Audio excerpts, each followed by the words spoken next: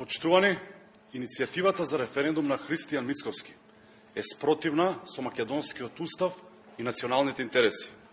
И затоа нејзиното отфрлање е очекувано.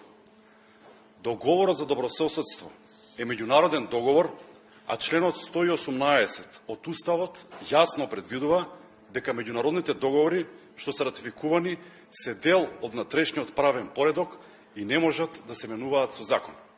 Затоа што според Уставот прекинување на правно действие значи менување. Тоа го знаат и во ВМРО ДПМН, па затоа вчера цитира погрешен член 24 од Законот за референдум, кој се однесува на консултативен референдум, а не на задолжителен, како што бараат во нивната иницијатива.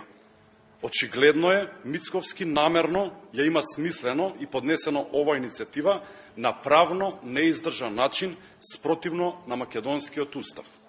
Сето тоа со цел да создава тензии, да го манипулира народот, самиот свесен дека таа негова иницијатива нема да успее.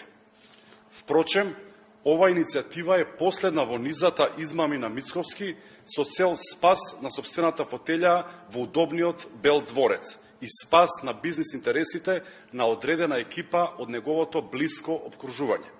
Мицковски и неговите пратеници не гласаа против договорот за добрососедство со Бугарија, не ги удостоија граѓаните ниту со дебата во собранието. Сега, 5 години подоцна, бараат референдум против овој договор за одговорноста единствено да ја префалат кон граѓаните. И тука се гледа незрелоста, неодговорноста, но и деструктивноста на Христијан Мицковски.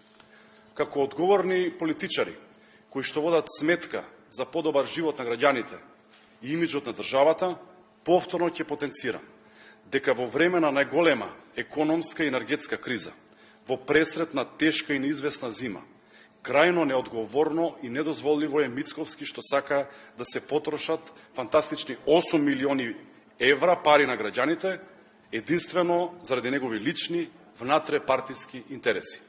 СДСМ, заедно со демократските сили, заедно со граѓаните, нема да дозволи Мицковски и ВМРО ДПМН да ја загрозат европската иднина на државата, да ја вратат назад во темно минато на изолации и поделби.